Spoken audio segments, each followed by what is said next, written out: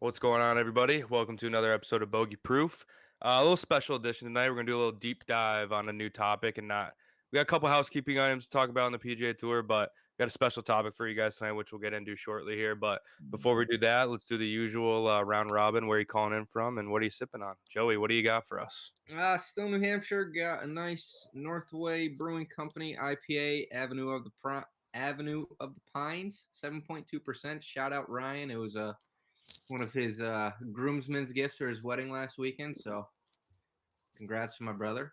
He's Oh, out yeah. Hawaii honeymooning with his wife. So Congrats, love that. shout out. 7.2, that'll get the job done too. Yeah, here we are. Let's see if we get you done. No maker's mark tonight, but it is next to me. Always, it's a safety net. Michael, what about you, my good friend? I'd like to thank our neighbors up north for this one. I went with the Bat Blue, 4.7% of delicious Canadian Pilsner. We were chatting about it before we hopped on here. An underrated and underappreciated beer, just in the light beer, drinkable beer community. So, for those of you out there that don't like Labatt Blue or haven't had it before, give it another try. A spectacular summer beer when you're by some water and you need to cool off. But also, when it's getting a little cold, give a little reverence to the neighbors up north. They're dealing with snow, and it's 65 here still. So the Bat Blue and enjoying myself here on a Tuesday night and ready to chat some golf and do a deep dive. Mr. Fontaine, what do you have? What do you have with you? Shout out Labatt Blue. I love that. I had those for the first time this summer at Lake George. Shout out my girlfriend. She drinks those all the time. And I'm usually, everybody knows, I think I'm a Bud Light guy pretty through and through when I'm drinking a light drinkable one. Had some Labatts up in Lake George, and I was like, ooh, a little dangerous. I think I had about half a dozen, maybe rounding up to double digits there on the boat one day. And Labatt Blues will get the job done for sure. But I'm in Connecticut, and I got a little Oktoberfest going. We're finally getting the fall temps here. Gets a little bit warm, like midday still. It kind of gets in the 70 range, but the crispy fall mornings are officially in effect. So that's what I'm riding out today with a little Oktoberfest. And yeah, I'm just looking forward to doing a little deep dive. We're going to get into Mikey's new coaching experience at the D3, D2 kind of level, and kind of get into like how he got there and everything like that. But before we do that, a couple of housekeeping items. And Joey, I'll set the stage for you here. Shout out to our boy, Sung Jae In. Bang. Who's back of the week? Who's back of the week? Who is back? Big Sanjay fucking in. Stud. I didn't watch any of it, but I saw it went like what 5 or 6 birds. He just went fucking off. So Sunday 62. yeah, I mean, just a light day for him, I think he's what 23. It's nuts to just think about that. So a lot, big future ahead of him. I'm very excited to watch him going forward. Going to be a problem in the President Cup, huh? Yeah. Yeah. Did he play? He's very, very good. Yeah. Yeah, he'll be President's Cup. He played in Melbourne. He was good. He was one of their better guys, yeah. Yeah. Nine birdies in the first 13 holes on Sunday. Guy loves the desert. Played well has played well in Vegas a couple times now. Has played well in Palm Springs. I like his chances in Palm Springs. I like his chances at Waste Management come, February. Big Waste Management vibes. And it's wild to think he's 23 years old and he's played in 100 PGA Tour events. I know. The guy has a motor. He's like, and we do this all the time, but shout out No Laying Up. I was listening to their kind of recap, and they were talking with Max Homa this week about Sanjay's win, and it's like he's gonna set so many records on the tour, like pending his health and things of that nature, and like whatever goes on with his military service, because I know that's still kind of in play. But like he's gonna break the J Haas record of like most events played and all that shit. He set the record last year for most birdies in a year because he just plays week in, week out, does not care. He just plays golf. He doesn't take the let me get a gap week, let me kind of step away for a second, whatever. He just keeps grinding, keeps just putting out birdies and good results. I mean, he was a little probably inconsistent last year compared to what we saw in his rookie season, where it just seemed like he was a top 15 machine. But hey, second win, and probably a guy you're gonna, like Mikey said, like those desert style kind of things. He just strikes the shit out of the ball so well. a little hard pan doesn't scare him. You know, if he misses off there, he's in that dirt, whatever you want to call it. Like, it's fine with that. He just hits these nice like 4 yard cuts everywhere, and it just like never a doubt. Wow. So shout out to the boy Sung Jae. Now we just got to get the rat there. Then we're cooking. The rat finished the year strong, so I have good vibes for him coming in. He did. The only problem with the rat is now that he has status on both tours, we could see him all over the place. He might spread himself too thin. God forbid he gets caught in the reshuffle and he's in Monday qualifiers. Like, we don't know where we're going to see him. He's a man. He's a man, the myth, the legend at this point. Yeah, interesting status for the rat for sure. But next thing, I think we'd be mistaken to not bring this up and talk about it. But the Brooks Bryson thing that we talked about post Ryder Cup, we were like finally squashed, moving on. Now we got a match. We got a match happening the Friday after Thanksgiving, I believe. 12 holes, which is a little weird, but it also makes a ton of sense. Like, those matches, like, usually after a couple hours of them, everybody's kind of like, all right, like, now we have 10 more holes left of this still. Like, we're not going to finish this for 5 hours. So I think that makes a little bit more sense from just like a TV perspective of like, you can't keep everybody's attention for 5.5 hours of a match when you're trying to do all the little extra things they do and things of that nature. But I don't know. Outside of that kind of, more high level stuff, what do you guys think about that? Like, I kind of thought we were over this, but I guess we got to care about it for another month and a half here. But what are you guys' thoughts? I'm excited for it. It'll be fun to watch. I thought it was interesting. What, 12-hole match? I think that's interesting. Is it like 12 rounds? Is it supposed to be like a boxing thing?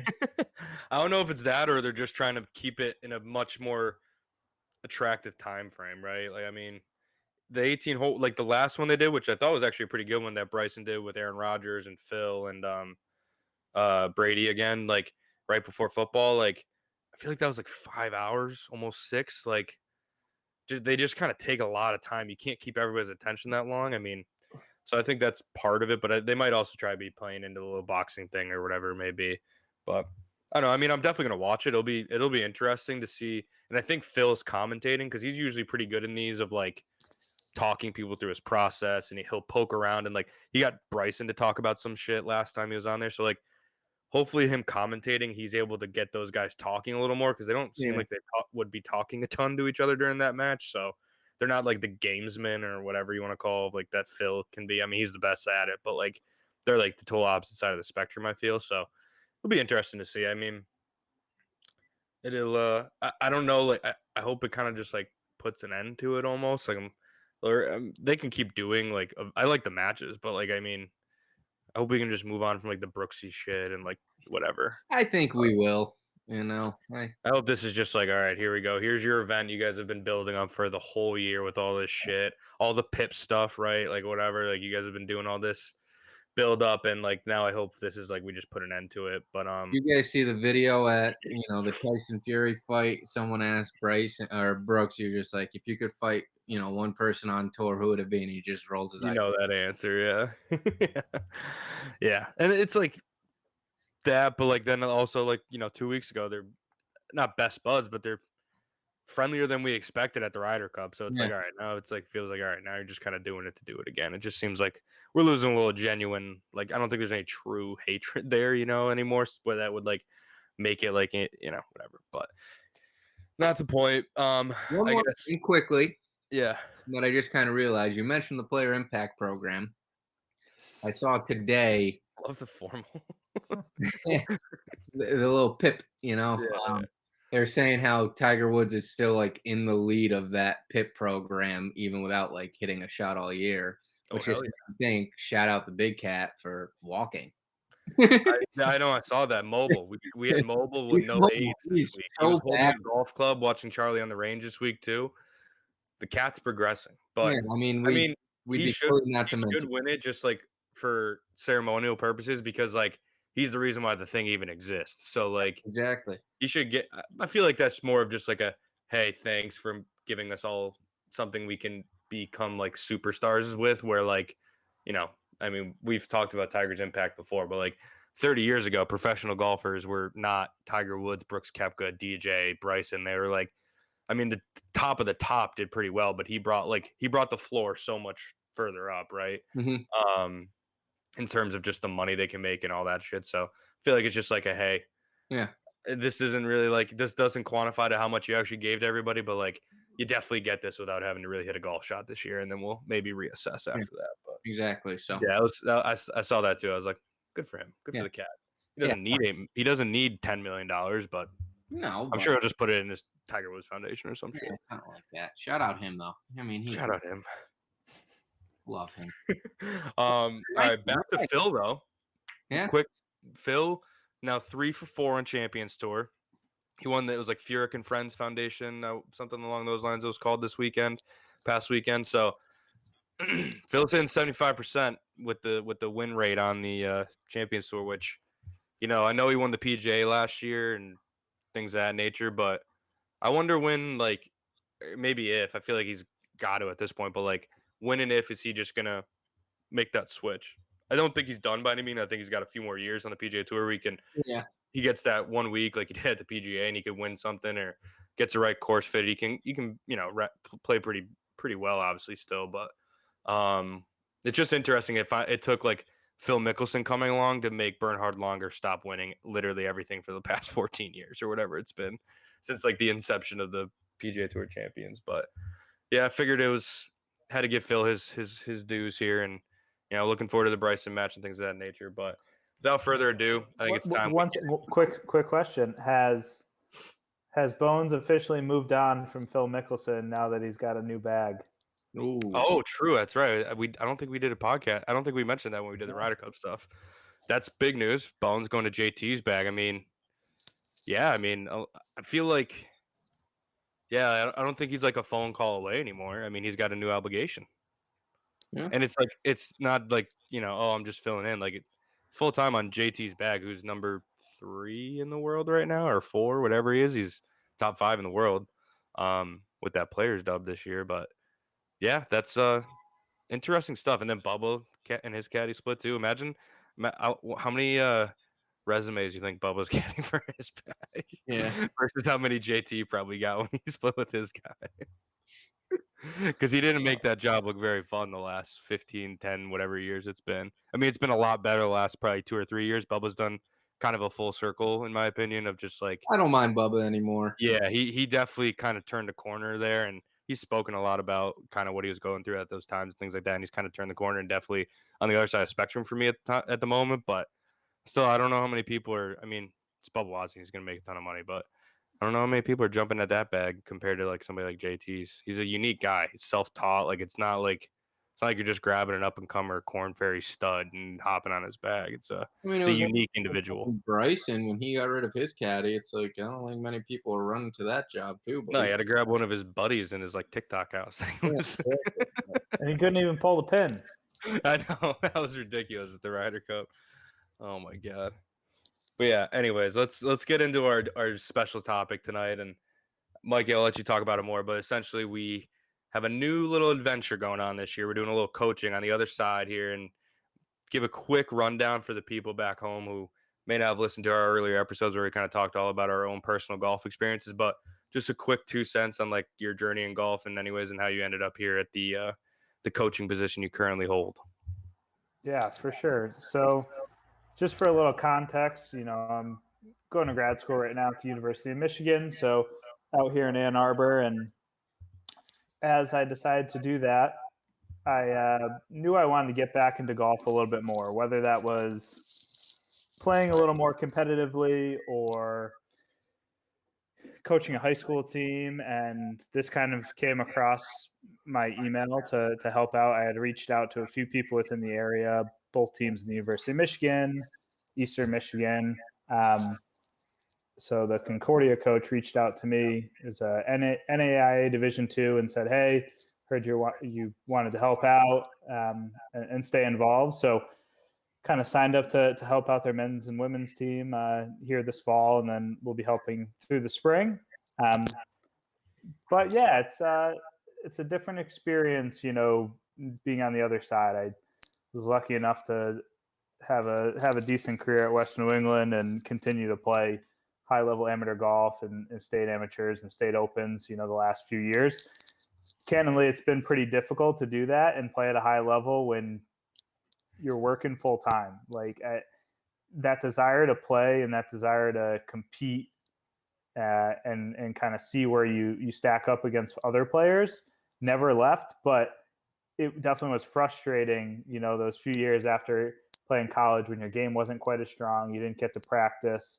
But flipped the switch a little bit here this past summer and was able to qualify for a few things. And I think that even more so made me want to continue to stay within the game. I think if I didn't have a little bit of success this summer, I maybe would have said, hey, let's just, take a year or two off, not take a year or two off, but not worry about competitive golf and maybe just focus on grad school and kind of that next step to get into sports administration, which is really the reason why I'm here. But I've had a blast. Kids want to be there. They want to learn, but definitely been faced with some struggles and a team that hasn't been, they're not the greatest. We're a young team and we're growing and trying to get better, but growing pains are definitely there. So it's not the easiest day-to-day job, honestly, as this assistant coach. Yeah, I guess, getting into that a little bit more. I mean, like, what is the biggest difference or maybe the biggest surprise you're experiencing versus like your expectations, or like either that or something along the lines of like the difference between being the player, right, and having that perspective versus now being, like you said, on the other side of it, being the coach, and kind of like what is kind of jumped up, like obviously you can predict and kind of assume everything that you want, but like what has been the biggest surprise of like, oh, that's not at all how I expected this to go? Yeah. I think being a player is easy. I'm a relatively self-motivated person in everything I do, and I don't the words and actions of other people don't really motivate me. I mean, I've never been someone who's been like motivated by a coach's speech. Like that doesn't really get me going. So You're telling me if Herb Brooks was getting you fired up, you want to be like, dude, I'm gonna run through a brick wall and shoot. I'd run through a brick wall for him. Okay. But then once I do that, it has to switch to you being self-motivated to want to. And in a game like golf, maintain that for 5 hours. You need to be self-motivated, and you need to like want to be the best player out there on the course and do the best you can for your team, because you like have a burning desire to have your name at the top of the leaderboard. And I also think as a player, it's easy to be accountable for yourself. When you get into a coaching situation, you feel like you need to be accountable for everybody that's out there. And you feel like I've definitely felt myself stretched thin a little bit out there during tournaments and during practice rounds, because I want to give everyone as much information as I can. And there's kids on my team that want individual instruction in a practice round and they want to work on things. There's other people that just want to play and learn the course. There's some people that just want to play and then they want to take my notes at the end of the day too. Like they don't want to do any work and they just want to play golf. So I think that has been difficult because everyone kind of needs something different. And really only knowing these kids for 6 or 7 weeks at this point, I haven't had an opportunity to create, whether it be figuratively or like actual physically, like I need like a portfolio on each player, and I need to know how they operate. I need to know the things they're working on. Like, and I try to document, hey, what are the swing things we're working on with each of these players? But like at the end of the day, like I can know these things, but if I'm only there 3 or 4 days a week, like you need to know these things and you need to write them down. So I think it has been difficult thus far because I want to hold everyone accountable and I want to check in on everyone, but that's just not feasible. I need to delegate, and we have a really good captain on the team, but he's also only a junior and he wants to focus on his game too. So like I need to learn how to delegate and provide the resources needed to these players so that they can work on their games by themselves. They can map out a golf course. They can figure out the best game plan that they need to be successful out there. And then once they do it, let's analyze it. Let's chat about it. Let's go through it and let's, identify areas to grow and be successful. But I think as a coach, I'm trying to build those portfolios for each player and figure out what they need from me, who's a little less, who's more hands off, who needs me to be out there, like, hole by hole or on a difficult shot, who needs that instruction in that one-on-one situation. So that's kind of been my struggle thus far. I love golf and I love to see people be successful. So it's been a struggle early on with not having a ton of success, right? Because I know coming from practice and watching these guys play, it's going to be tough for us to break 300 or have a good score on the team just because I know our ability and I know we're not there in a lot of places. So that's a tough pill to swallow too. When I leave the practice round on Sunday and they're playing Monday, Tuesday, and I'm not overly confident in what we're going to shoot out there. So that's difficult, and that's something different than I really experienced because I felt like we could win pretty much any tournament we step foot in at school, and at least in my experience. Yeah. No, and I mean, there's like learning curve and growing pains, not only in their development and being, like you said, you're a young team, right? So it takes time for those guys to be comfortable out there to be able to, perform their best and like to learn a little bit about themselves and figure out what they need. But for you as a coach to, like you said, you have to figure out, okay, who do I need to make sure I talk to before he goes out?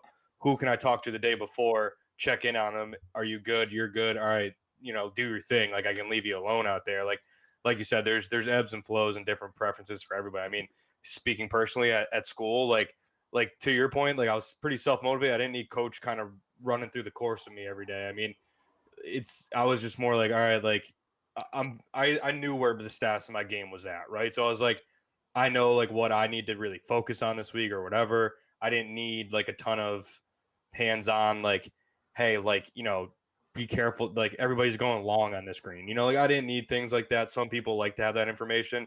I was like, coach, like I'm good. Like I'll see you in 5 hours, like everybody has a difference of like kind of the interaction and like the involvement they want of their coach. So that's always going to take time, especially it's not like you've been there for years and you have seen some of these kids throughout. Like you're jumping right in. Some kids have been there for 3 years already, 2 years already, whatever. And you're just popping in now. So there's definitely going to be kind of a give and take with that. Right. Yeah. And to your point, and, I mean, you've caddied for me in a state open and, we've played a lot of golf together. I don't need a ton of information, but like, I like the chatter out there. Like I like the back and forth and saying, hey, I got this in my hand. This is my shot. Do you agree? And it's like a yes or a no, or if we don't, discuss it a little bit more. So I need to be better about holding back in moments where like I think someone's playing an incorrect shot, and it's difficult in that moment to hold back. But if I don't hold back, the next shot they have no shot. Like even right. if you get in the way, even if you I get them give out them of the rhythm, right get in the club, process, like So I think that's difficult. And for me, I was always someone who wanted to chat through it. So I sometimes it's difficult for me to not chat through it with people just because I think in my brain that's like how could I not improve your chances of hitting a good shot here if we verify the club, the wind, and the things that like all the variables that are going on. Because that's just how my brain works. I'm like, let's eliminate variable A, B, C, and D. Now let's hit a golf shot. But not everyone's like that. Some people just like to step up and hit it like Mr. Matt Fontaine. So yeah, I don't know. It's the second hole of vets. What could be new out there today? I've played it 400 times. Give me the driver. Like get out of the way. Like things of that nature. Everybody's got different preferences. So it's obviously a learning curve that not only as a team they're probably going through personally, like finding your own games. Like I know for me, like I learned a lot about my own game in college because it all of a sudden became, in high school you play 9-hole matches 2 to 3 times a week and you only play 18 holes at states or like your Western Mass finals or whatever, right? Like it's different when you're just doing a quick 9-hole blurb. Like you can fake it for 9 holes. You can't fake it for a 36-hole event in college. So like for me, like there's a huge like holy shit, like I'm not really that good for 36 holes, right? Because like the more holes you play in golf, like your average comes out more, right? Like your average is more true versus like a 9-hole spurt, right? Everybody can play quote unquote perfect golf for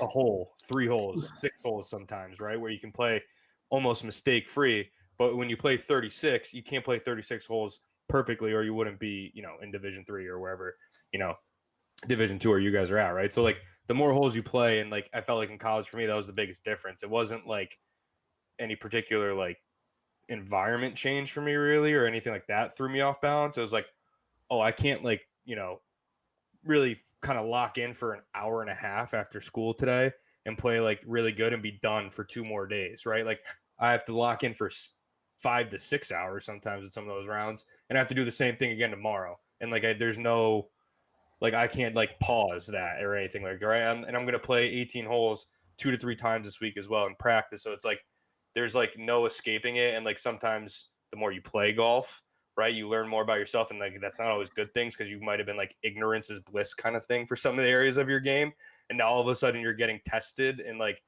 playing more difficult courses or more legit courses, and all of a sudden you're like, oh, I have to be able to hit a 5 iron like within a 20-foot circle if I'm going to be hitting greens at, when we go play, I don't know, New England's or something like that, where it's in the fall and it's cold and I'm not hitting like, some of the Western, like shout out to vets, right? Like if you're hitting the driver halfway good around vets, you have no more than a 9 iron in out there, right? So it's like get a couple par threes, so you have to hit like 2 or 3 5 irons that day. And then you go play some of these bigger golf courses when you play in competitive college golf, and all of a sudden you got to hit 10 5 irons on the green that day, depending on no matter how good you hit your driver. So it's like things like that. It's like, whoa, now all of a sudden you spend a ton of time working on that, and it's like kind of throws you out of rhythm of everything else you used to do good. There's such an like golf is like it's one of the most difficult games in the world because it's not like there's no like perfect or like individual path to get better. Everybody has to kind of ebb and flow and figure out what they do well, what they don't do well, how to fix this without breaking that. Like that's like the ever frustrating aspect of golf. And like also if you're not like practicing the correct way, like you're gonna swing differently every day too. Like there's so many variables in golf where it's like super super hard, and you can't.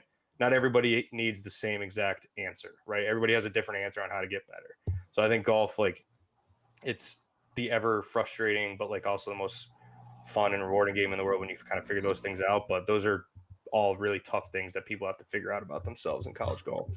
Yeah, and One question quick. You telling me you guys had some like 5 to 6 hour rounds out there? Oh God, yeah. oh Are yeah, you kidding me? Oh God, yeah. I How? would say more we'd have- 5 hour rounds than more 5.5 hour rounds than 4.5 hour rounds. Like, Absolutely. why though? Everybody's walking, and we're playing Taconic, and we're all walking, and there's 144 kids out there. And there's double. It's All right, two 140 groups on a that makes tee. more sense. And that, I mean, Doubled up that's even tough to and, get a like- rhythm though. Like when it's that slow. Oh yeah, and you're it's just very difficult. waiting. You're on every tee box waiting, but like and like not to like shit on other schools, but like we were very competitive, and like Yeah. we had a good deep team. There'd be some teams where they have 2 or 3 guys that are breaking 80 and playing solid golf, and they just didn't have enough bodies where like their 4 and 5 guy never played competitive golf in their lives before, and then they're playing a course like Taconic and shooting 120, like So not even exaggerating, 120. Like I'm not going to name the schools and school shame here, but like School there's shame a 'em. couple Fuck schools out there where like that would be the case. It's like Fontaine. So I remember vividly it was my sophomore year. We were playing with like MCLA, and it was at Taconic, and I was playing number 5, I think, or 4, or whatever it was.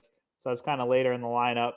And the summer before, I had like qualified for the Mass Am and like almost made match play. Qualified for the New England Am. Did like all these things. I was playing with a kid who like was taking practice swings in the bunker. Yeah. At Taconic. And I was like, holy shit. And it took like all my mental capacity that day to stay in your lane. keep it under 80. Yeah.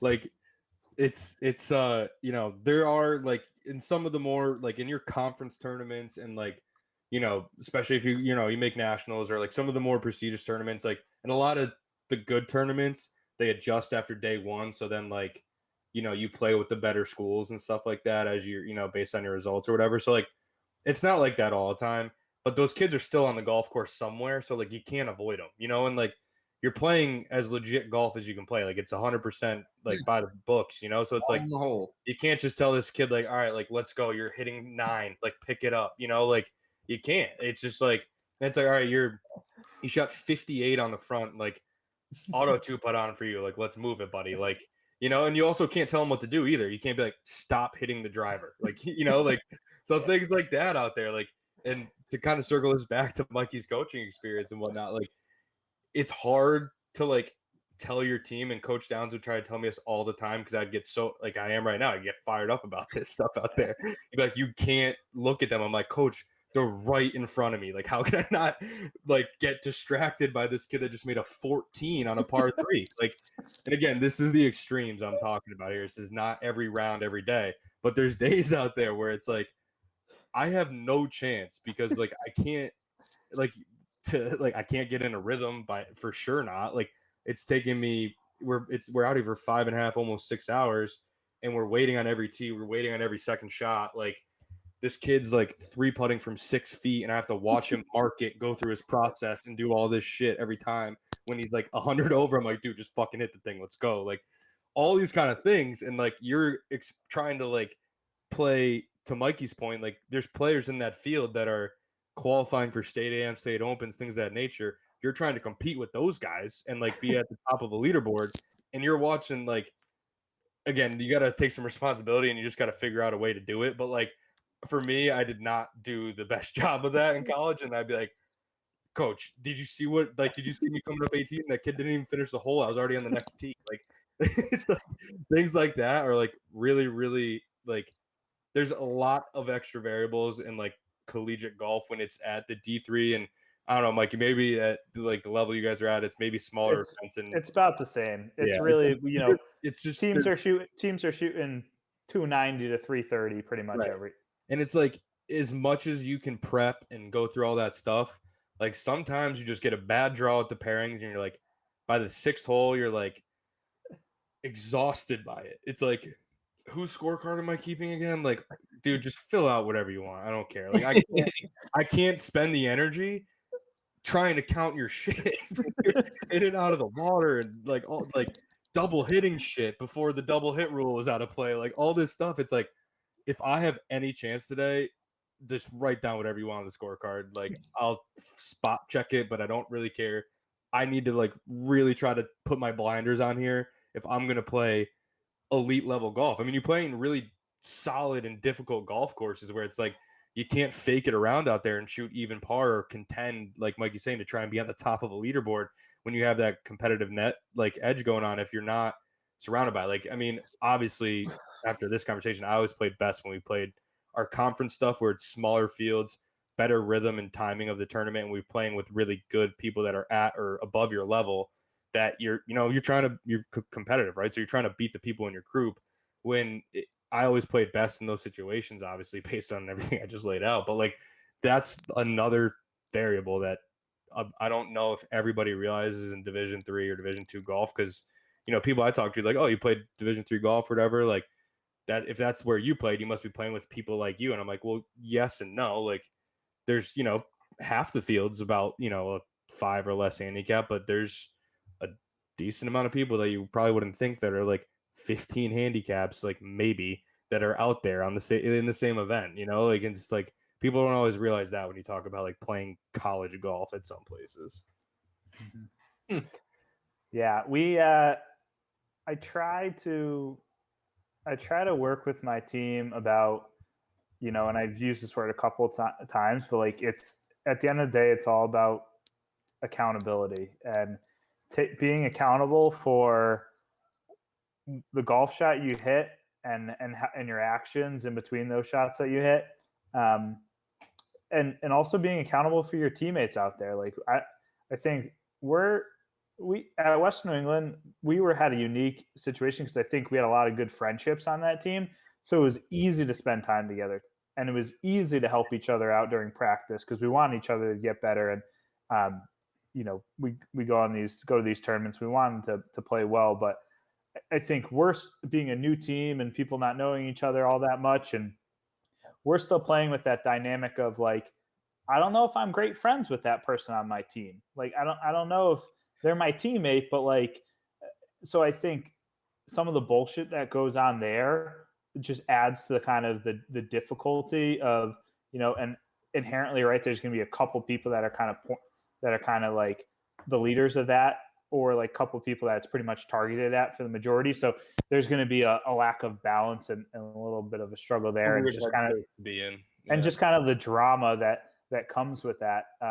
And to kind of circle back on the accountability portion, one of the girls on our team, she's a freshman. She's a good player. She's a really good athlete. She just needs to learn how to play golf in a competitive environment. But I told her at a tournament the other weekend, every shot she hit, she looked over at a coach after she hit a shot.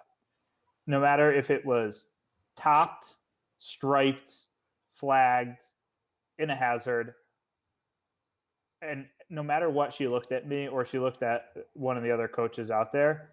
And I just told her the other day during the practice, I was like, I don't want to see your reaction to every single shot that you hit. And I don't know, like, and I don't know if you're trying to like say that I caused you to hit that shot, whether it was good or bad or whatever, but like you hit the golf shot, like you pulled the trigger, like that's not on me. Like, have a little accountability and grow from it. Or if you hit a great shot, learn something from that and do it again. Right? Because there's two components to it. If I hit a bad shot and I look at my coach and I'm like, what the hell? You gave me a wrong club or whatever the case may be.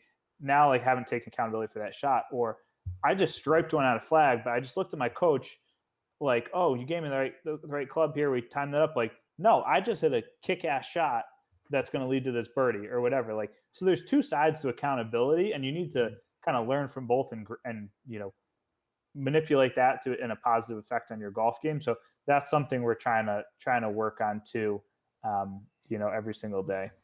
Yeah. And Joe, in your experience, I know it's obviously you're not coaching a team by any means, but you obviously do lessons and things of that nature. Like, is that something you've experienced, or is it like a little bit different with a member pro relationship versus a coach and especially a college student, right? There's a little bit of a maturity difference in like your members versus kind of the college kids that Mikey's dealing with. But do you ever like deal with anything like that, or have any kind of obviously like the look backs at the guy and be like, what do you mean? I thought you said this was going to work, No, I mean, obviously you get the people who are asking you like, oh, I'm doing this, I'm doing that. And like, there's so many different reasons why you could be doing something, right? So the biggest thing, I try to pick apart what they're describing to me, but at the end of the day, like, I need to watch them to kind of see what's happening. And, I think I mentioned to you guys the other day, I did like a play with a pro with, what was it, 16 ladies. So like I played 2 holes with a group and then sat back, played another 2 holes and so on and so forth.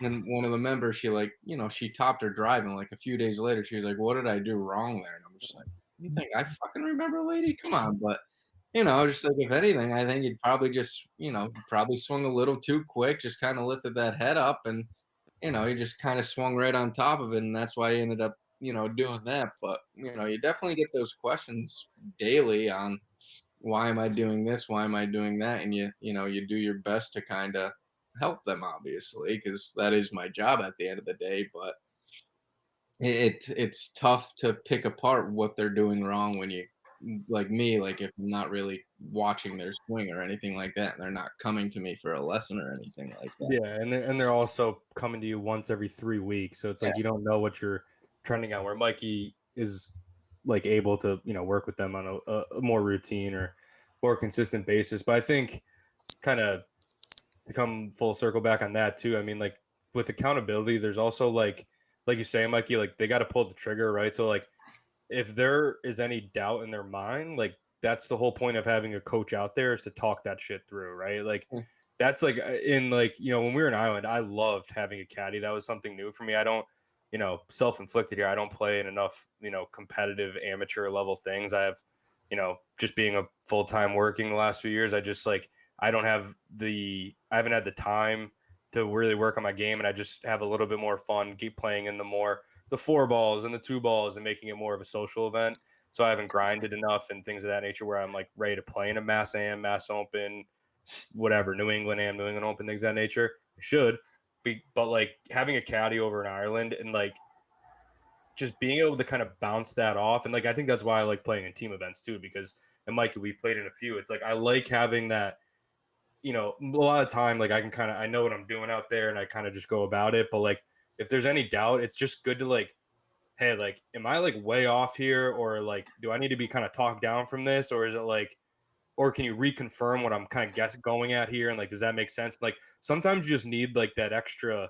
You just need to like talk it through and like say it out loud and go through that process, and it makes all the difference in how you feel when you stand over the ball. So like, there's the accountability thing, like it's like it's so important because like you have to somehow train your brain or like realize whatever it needs to be that like whether it's a coach, a caddy, etc. Like they're there to help you. So like if they say something and it like almost throws you off, like one like take your guard down, like they're not doing it on purpose. Like we're all in, they're out there to benefit you.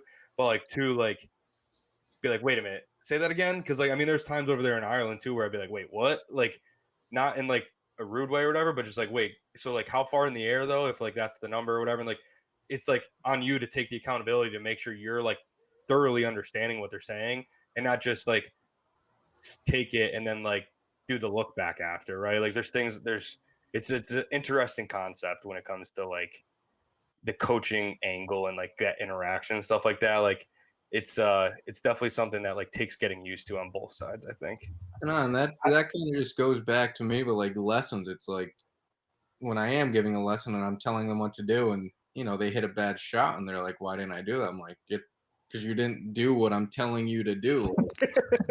At the end of Let the me day, take a video of you, dude. You did not do it's what we just golf talked club, about. like, I'm telling you what you need to do, and you're not doing it. And it's funny, like I'll tell them, like, all right, like before you swing, like take a practice swing and really exaggerate that feeling that you want to do. And they're like, okay, and then they don't do it. I'm like, well, you're like you're not gonna improve unless you kind of do what I'm telling you to do. Like it's that feel versus real, right? Yeah, It's the same thing, right? I yeah, mean, you're the one swinging the golf club, and I'm giving you the information that you need to do to, get that ball going the way you want it to. And if you're yeah. not, If you're gonna like you, take what I'm saying and in one ear out the other, then like what are we doing here? yeah,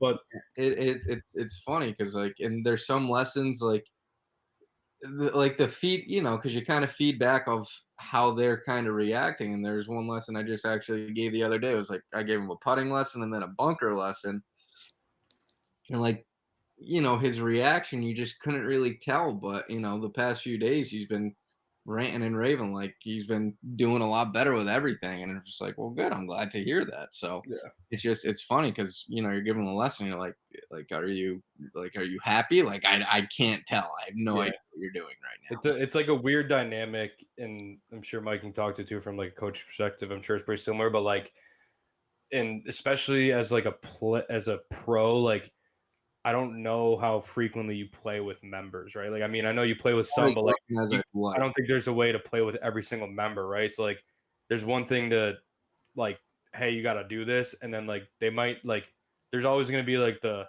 like or like if even if they're like a single digit or whatever and they're coming to you for a little help on something, it's gonna be like you're saying what? Like I've done it my whole life this way and I'm pretty Exactly. good. So like why And would I do it any different? and Like that's the toughest things with like a lot of these members. They're looking for that band-aid fix, and it's just like they don't practice. I'm like, you're not gonna get anywhere if you don't put in the work. Like it's yeah, like you have a lot of muscle memory you got to build to be able to execute yeah, and the I'm like, change or the tweak that we're talking about here. and I tell them like you got to put the time in. It just doesn't happen that way. It's just the nature of this game. There's no quick fix to anything. There really isn't. And, I mean, yeah, you have your band-aid lessons, but it's just the way I kind of teach is you got to practice it. You got to put the time in. You got to put the reps in, and it'll come after a couple thousand swings, right? And not a lot of these members are kind of willing to do that, but Yeah. it is what it is. Yeah. I guess Paid at the end of the day, so. yeah, that's true. They still pay for the lesson no matter if they liked it or not. But I guess Mikey, back to kind of some coaching stuff. Like walk us through, like a tournament weekend versus like now as a coach versus as when we were as a player back when we were a Winnick or whatever, and then outside of like the actual event days, like the Monday, Tuesday, whatever it is, what are your responsibilities and like when they're practicing? Like, I know you try to play with them every once in a while, you talked about that, but like, is there days where you're just on the range with them going through like more mechanical stuff, or is it, does it depend on the person, I guess? Like, what is your tournament days like versus non-tournament days? Yeah, so I'll start with non-tournament. So most tournaments happen Monday, Tuesday. For some reason in this division, that's what they do. And I work on Mondays, and so I don't get out there a lot on Mondays when they have tournaments, but I'm out there a lot on Tuesdays. But non-tournament, so I would say Wednesday through Saturday, I'll be out there maybe 3 days a week. Thursdays are tough for me, but the other days I'm out there, and we're probably doing a qualifier, at least 1 or 2 rounds. But so if we do one qualifier, the other 3 days are working on mechanics and skill progression stuff. So we focus a lot on short game. The head coach here at Concordia, she played at Purdue, and she's really good. She just had a baby, so she's just a little bit preoccupied with a few other things at the moment. But understandably so. But she has developed a pretty good game plan for during the week. So we have a lot of drills that we work on.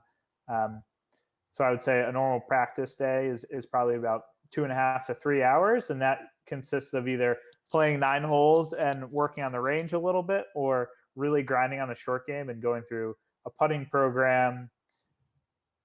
We have kind of an area to hit short wedges and bunker shots and stuff like that. So maybe at least 45 minutes to an hour on each of those things. And then, maybe just doing some short game or something like that, like an up and down challenge. Or I usually, I'll be around if someone wants to hit some balls or work on something on those days. I'm available for that. So really kind of just monitoring that and stepping in. If I see something that I think from a technique standpoint is not going to get us where we need to be, I will stop them and use it as a learning opportunity. So I do that. If someone's getting a little steep or they're a little shallow or whatever the case may be, work on kind of like Joey's saying, that field to reel concept, and let's hit a couple balls, not really care what the result is, but we need to change the path, or we need to change the angle that it's coming in. So I'll step in and do that. We'll work individual swing stuff. So I have some guys on the team that really like to chat through their golf swing. They really like the technical aspect of it. So it's easy to catch them for a half an hour and chat, some positions of the golf swing, or, hey, my ball foot's a little low, so can you watch me hit a couple and diagnose whether it's most likely in that situation a setup issue. We're kind of crouched, we're sitting down on it, our chin's down. We're not making a full backswing, so we're getting a little steep on it, kind of compressing it in a different way. So, kind of identifying an issue and maybe giving them 1 or 2 things to work on.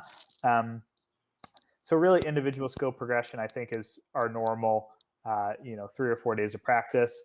When they're out there qualifying, I'll bounce around. If someone has questions, I'll give my 2 cents. I like to play 9 holes with the team if possible. I just think I'm a better player than I am teacher, which I think a lot of people are that way. A lot of amateur golfers are. I don't have a lot of experience teaching people outside of the junior level. So I think it's easy for me to get out there on the course and I get myself in situations. It's like, okay, well, I really struggled early. Like, how am I going to grind this out and get it done? Or I'm short-sighted in a bunker. And before I hit that shot, I'm like, okay, here's the technique I'm going to use to hit this shot and show them. Or like, hey, we're buried in the corner. And we have like a kid on the team that had never heard of bellying a wedge before. And, if you don't play competitive golf or you haven't had a traditional lesson, you might not know that term before. Yeah. So we talked about stuff like that, and those types of options are on the green, or just like showing like, hey, where do I hit 8-9 iron bump and runs as opposed to 60-degree nippers or flop shots or whatever it looks like. And I try to tell them, I was like, just watch and ask questions. Like, if you have a question as to why I choose something, let me know, and I will walk you through how I eliminated as many variables as possible and tried to execute a shot. Yep. So we do that a lot. When it comes to practice rounds and tournaments, I just want people to be comfortable with the course. I go out there with my laser and I have the slope function on it. So I figure out how far up and down shots are playing on holes. If it's a long par 4, I don't just get the second shot or the tee shot up and down. I also get, hey, where's the most possible, where if we hit it in the trees, where are we going to lay it up to?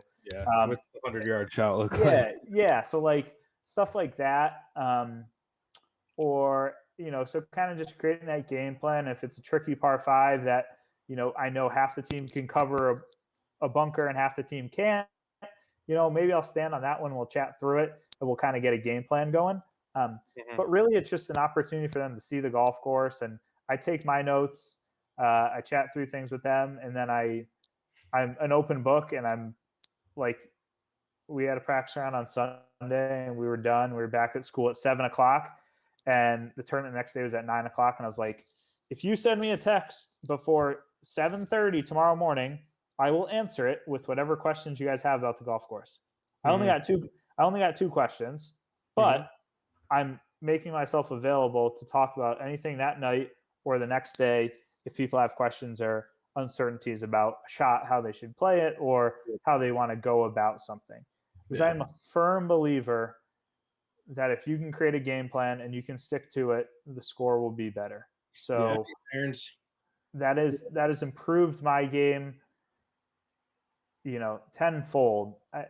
I think I'm a pretty similar player than I was in college, but I'm a smarter player now, and I know even without practicing as much as I used to, I can get it around, and I know how to map out a golf course. I know how to game plan a golf course. So I think that was a big reason why I wanted to help out, is because I have kind of that. That's something I really like to do, and I really enjoy it, and I kind of wanted to provide that insight to some younger people that maybe have not had that type of experience before. Yeah, and before we get into tournament stuff, I think you brought up a lot of really cool stuff there. Like when going through something like a game plan, right? Like I guess you can only give it to them when they ask and things like that. You can't just like shove it down all their throats. It might just be too much information for them, or they might whatever. They might not in one ear out the other, right? They might not really care for it. But I found that to be such a big difference maker too, because I think, and part of what I was getting at earlier of going from like, hey, play 2 to 3 9-hole matches this week and figure it out for an hour and a half versus like playing 5 rounds of 18 a week and 36 of those are tournament round or tournament holes.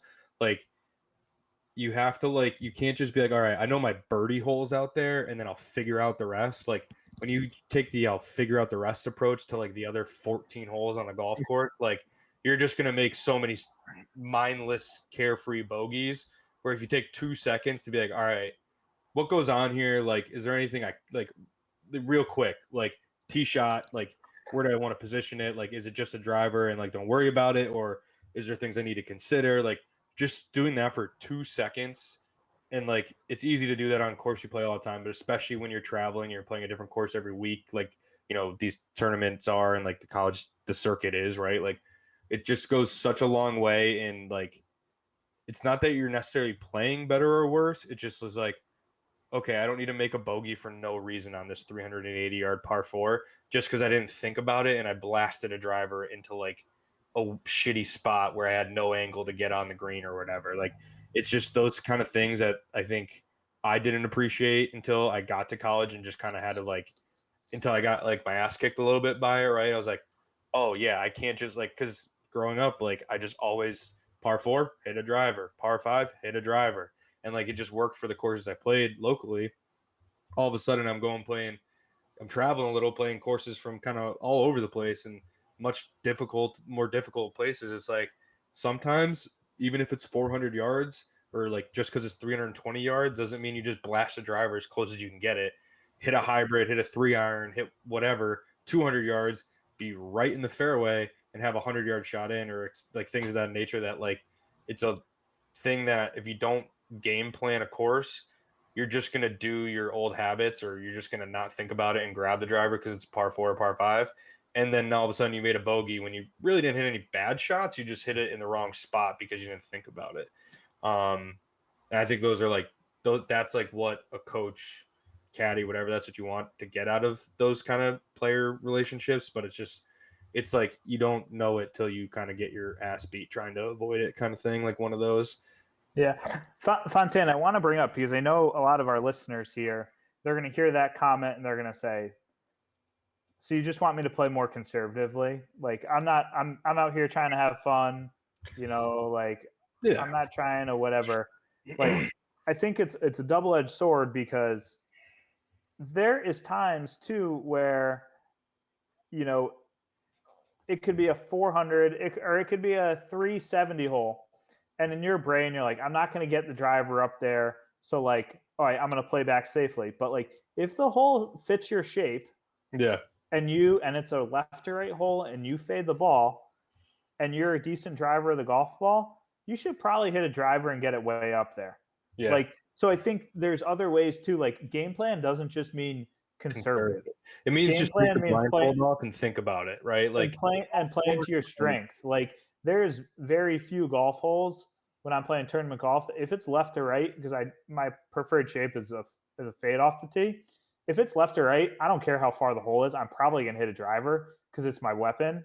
Mhm. But if it's a right to left, I don't care if it's 350 or 450. Like I kind of got to play to the fatter part of the fairway to give Mhm. myself an opportunity. So like course management is it's a very interesting and it's a deep thing and it takes time, and you don't just get better doing it on paper. You got to live it and you got to experience it on the golf course as well. It's knowing your strengths and weaknesses. Yeah, exactly. It's being very self-aware, right? Goes with that. And you also brought up a pretty interesting point in there. You're saying like in practice days or skill progression days, you'll kind of hop right in there if you see things going awry. Now, Joey, from your perspective, being, a member's paying you for a lesson, and also I feel like from your perspective, it's like kind of you were getting at earlier, like you give putting lessons and bunker lessons or whatever. It might not always be the holistic, Yeah. hey, we're working on everything today or whatever. Like, have you ever had situations like in your teaching and giving lessons days where you're like, wow, that is not what you should be doing with the driver, but you didn't ask me about the driver today, so we're gonna focus on the bunker game. Like, have you like had situations like that where you have to like almost bite your tongue, or do you be like, hey, not for nothing, like if you Yeah, want to talk about this, like maybe we shouldn't be doing that with the driver. I mean, it just kind of goes back to that golf course management, like just with like some playing lessons, and it's just like kind of any, essentially, beginner golf or whatever you want to say. But it's all right. I hit a drive, like on a par five, hit a drive, and now I just want to get a three wood, whatever, my next longest club, so I can get all the way up there. It's like, no, why don't you try to get yourself to a yardage that you feel a little bit more comfortable at, rather than that, 40-yard awkward yeah, one. that 40, 50, 60-yard pitch shot that you don't, that you're not comfortable with quite yet. And it's funny, like you try to talk them through that, and they're just like, ah, no, whatever, I'm gonna hit this. Yeah, Like, it's like all right.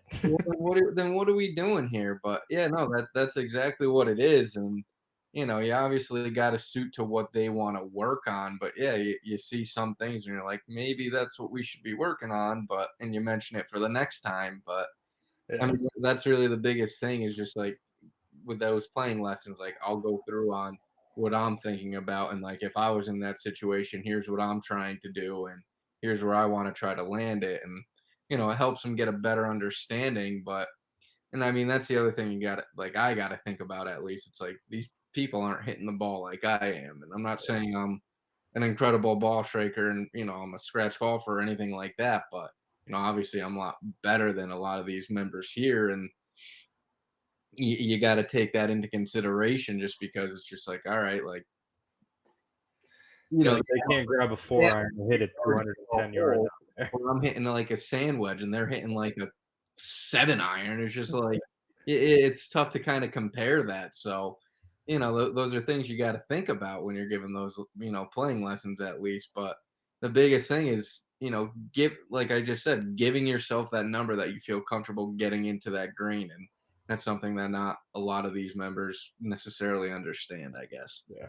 You know? I feel like it's one of those things where like if you didn't grow up in some form of fashion playing competitively, like if you just always played kind of as the time was available and you always just went out with your buddies and whatever, and you never really pushed it into like truly competitive playing golf Exactly. that way, like put the ball in the hole without like do the penalty strokes, stay out of bounds, like playing all that shit by the book.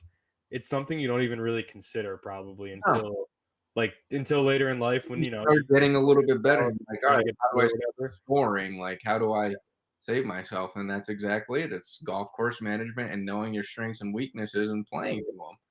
I was listening, and I was listening to Foreplay this morning, and they had Alfonso Rivera, Carl Yep. from Fresh Prince, and I forget who he said said the quote, but when you're working on something on the range or whatever like that, and the ball isn't flying the way you want it, but it's a dance with the girl that you came with. So like if for whatever reason your ball's cut, and then play that cut. Don't try to do something else on the golf course because it's gonna go bad, right? So Yeah, I the like that. girl you came Dance with the girl that you came with. yeah, That's a good one. I like that. I like You that. might have to see if he put that on a T-shirt yet and get it. Something like that. But yeah, I mean that's definitely the biggest thing.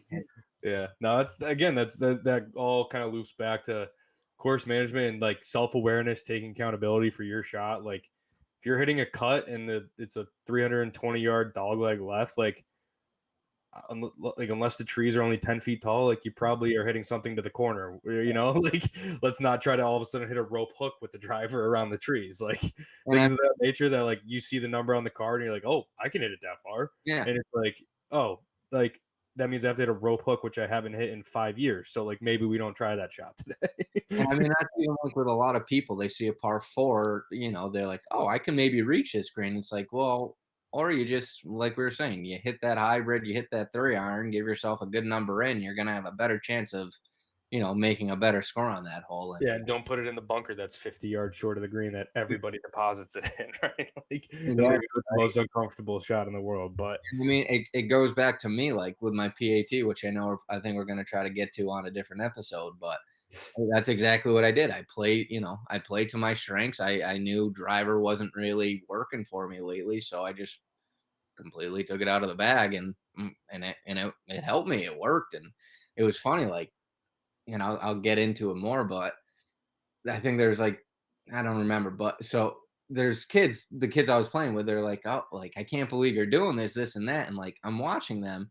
And the biggest troubles a lot of them were having were getting off the tee, and I'm just like laughing at them. I'm just like, yeah, literally, it's like see why I'm doing what I'm doing. Like you're putting yourself into trouble. Here I am on, a 600 yard par 5 hitting a 3-iron, but play it as a 3-shot hole, make a par, move on. Easy Yeah. as that, Exactly. Why put myself in a tough situation on a tight hole that where it's OB left and there's, if you lose it right, then it's a lost ball. It's just like, why would I try to put that in play? Just take Yeah, it. and like to your point, it goes back to comfort, right? Like even if the driver's the correct shot there, if you're not comfortable over it, you're not going to hit it right. So like, Oh, when you don't know where that ball's going, why are you gonna yeah, play? exactly. When there's trouble out there, it's just like something as simple as that. It's like, man, I really should be hitting a driver here. It's a par 5. I need to make a birdie, or I want to make a birdie, whatever. I need to, try and play a good hole here. It's like if I'm hitting the driver like shit all day, and like you said, there's issues left, issues right, whatever, and all of a sudden 200 to 240, there's a fat part of the fairway, and I've been hitting my irons well. Like, all right, we're hitting a 3-iron here. Like, sorry, like like I'll figure it out from here. But like No, things exactly. like that are just so important to getting your way around a golf course.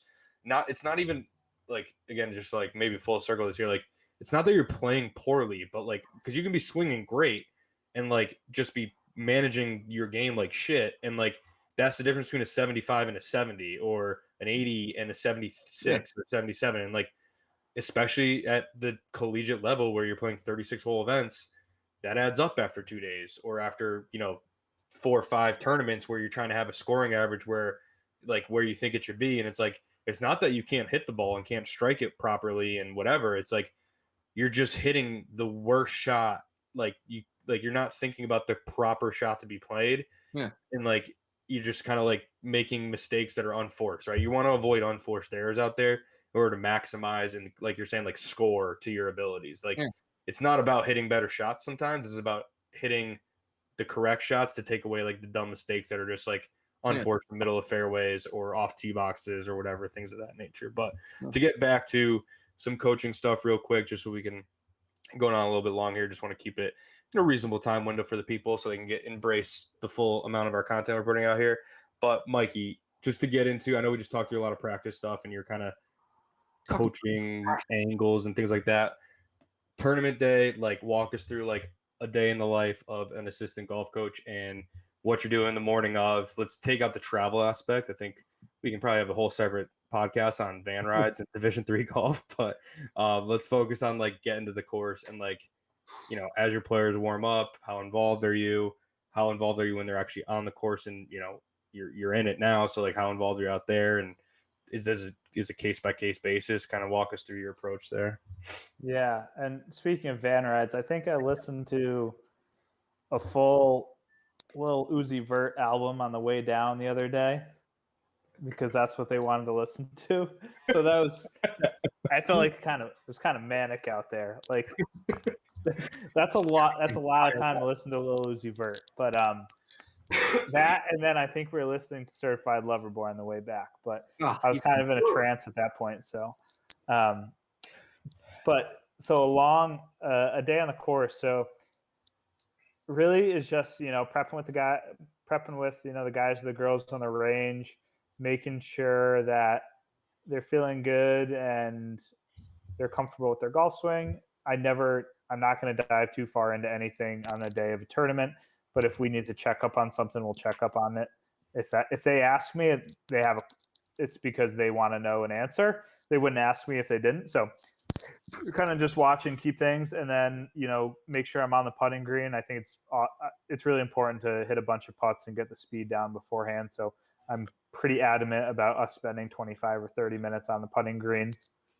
Doesn't have to be all 30 minutes in a row, but maybe 15 minutes before we hit balls and 15 minutes before we go out. Just an opportunity for us to, you know, especially if like in a tournament when there's a bunch of teams out there, like if there's a free putting green and you can hit some like 30, 40 footers, like you don't usually get to do that in a tournament setting before. So like, let's go take advantage because like you're going to have 30, 40 footers out there. So doing that, and then really just bouncing around. Like, you know, I think it's easy to just post up on a par 3 because you can kind of see everyone and you can tell them how they did before. But like, if it's an easy par 3 and it's 150 yards and everyone's hitting a 9-iron in the center of the green, like maybe it's not worth my time to be there. Yeah. Do you like kind of like, because you obviously, like you said, in a practice round, you kind of map out the course. Like, do you go to the we'll call them the trouble spots, whatever? Like, if you see a difficult 3-hole stretch coming up, do you try and get out there for that, or do you kind of let them do their thing out there? Like, you don't want to, you know, overcomplicate whatever. Is it? Yeah, I kind of let them do their thing. I don't want to add any pressure. You know, I think one thing I've noticed a little bit is I feel like when I'm out there, I help, but I also add some pressure and some anxiety to them because they want to perform when I'm out there and I'm watching. So I have a tendency to maybe go up by greens or something where like there's less nerves involved. Yeah. And right, like, you know, maybe help them read a putt, chat with them a little bit, and then send them off to the next tee. I think when nerves come into play and you got a driver in your hand, the miss is big. Yeah. You know, so I think, but there's certain people that want to know that stuff. Like there's a good freshman on the team that is a really good player, and a 215-yard hole, if we can break it down and say, hey, it's 215, but it's playing downhill, the wind's this side, I think we're trying to fly this 203. Like that's important to him, and he's going to benefit from that. But the other people in the lineup might not benefit from that. So I just need to, like, I might go to the green before that hole for the other guys on the team. But when it comes time for that, it's important for me to be on the tee and chat through that. So really just kind of bouncing around and ensuring that people have someone to chat with if they need it. I try to never go more than a couple holes without seeing everyone, or at least be in an area where like they can see me and they can call me over if they need something. So really just making myself available. And, you know, I have areas and holes that I think might be tough or tee shots that I think could be a little bit tricky, but it doesn't mean that they think they're tricky. So I try not to assume anything. And this is kind of my master's in education theory kind of speaking to right now. Here we go. A lot of stuff that we talk about dollars are doing is really trying not to assume anything or trying to put words in other people's mouths. And I think it's easy to do, and it's easy to put your own perspective and your own experience on other people, right? Like when you interview someone and you ask them a question, it's very easy to hear their response, not analyze it and be like, okay, what would I do in that situation? And then tell them about that. When in reality, the most effective way is to hear, validate and then probe and then like learn more about them.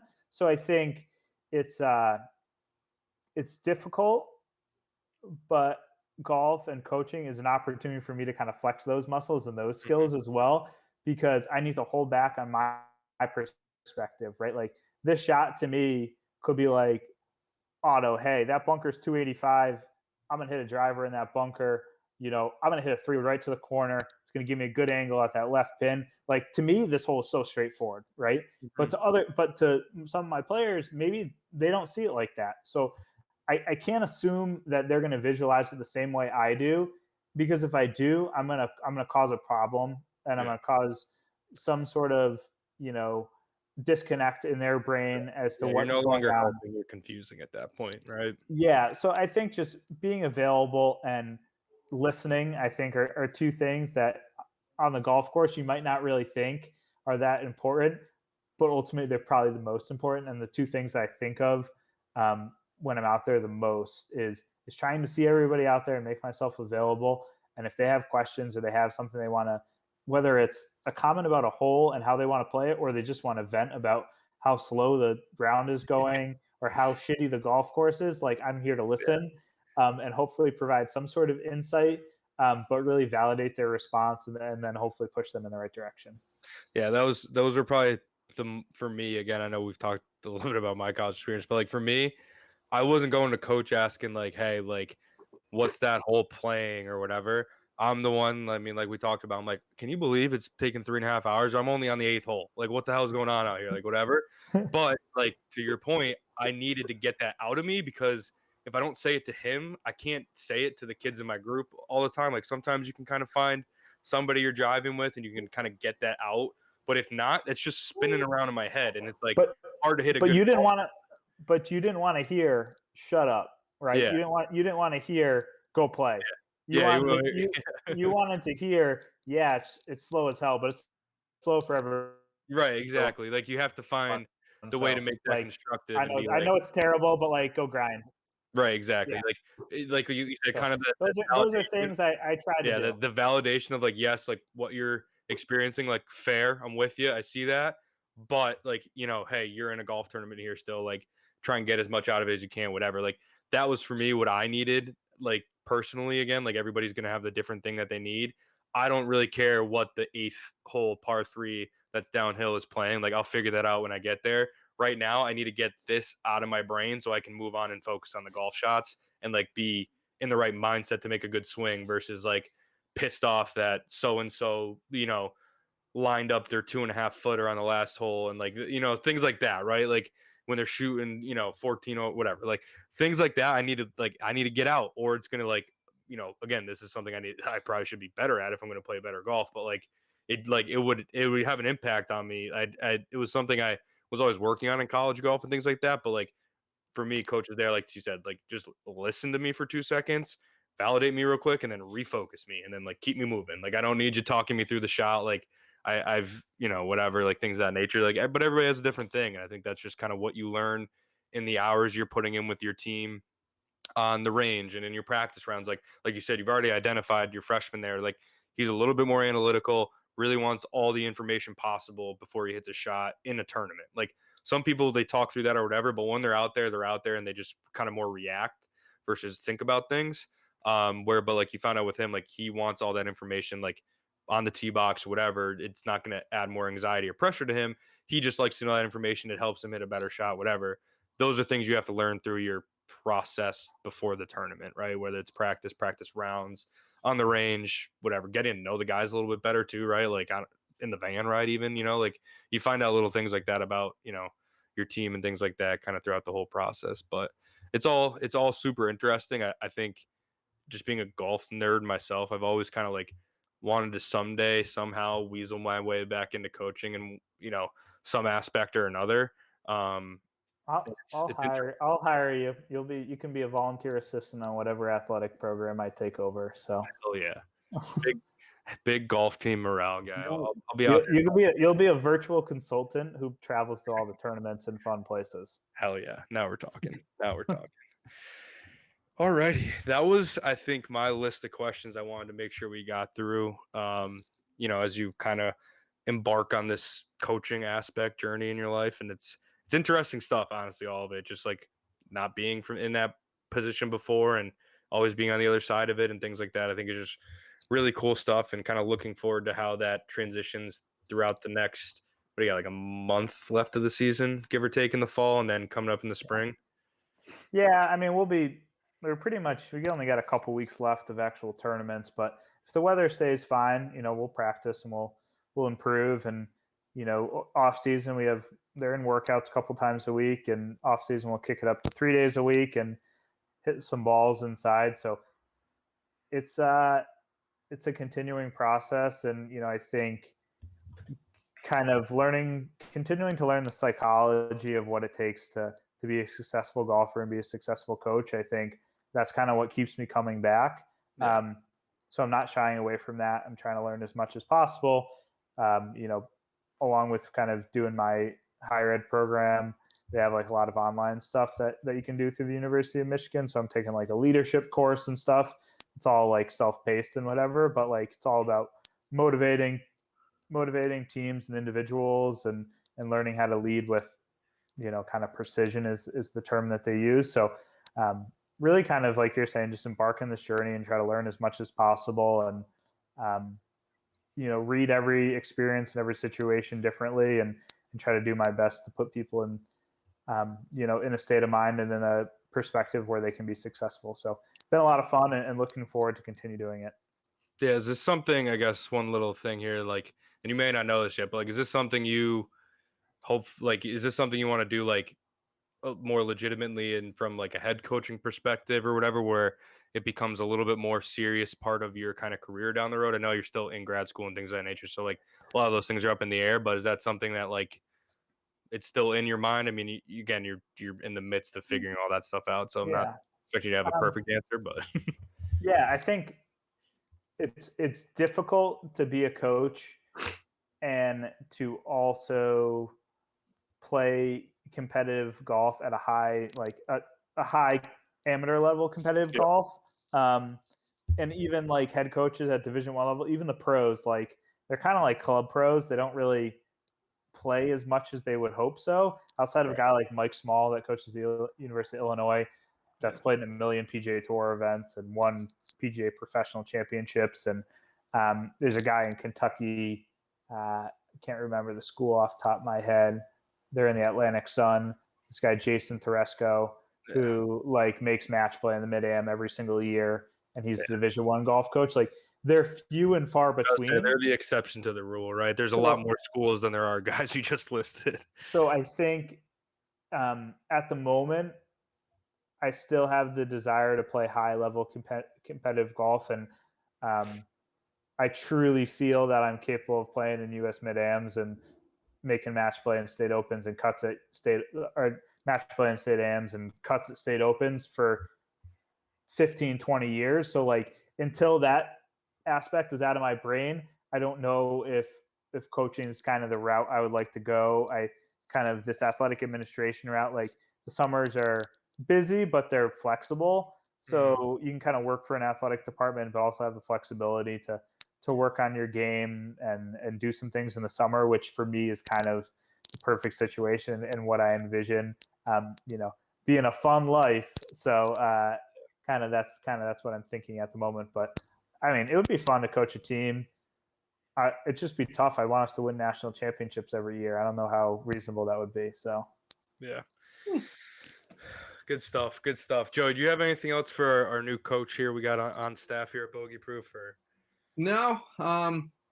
In the event I am up north in the winter, there is a possibility I might be working with one of the high school teams a little bit. So I might have some questions for him when that time. Hell yeah. Well, we got a new resource on staff here. Exactly. So we'll see. We'll see what happens. All right, boys, that was a blast. That was a lot of chatter, a nice long episode. So I think everyone's going to enjoy it. Got to give the people a little new angle. They don't need to hear about the PGA Tour anymore. We just covered that for about 7 months, so we'll give them something new. Yeah. All righty, boys. Cheers. Always a pleasure. Cheers. Thanks, guys.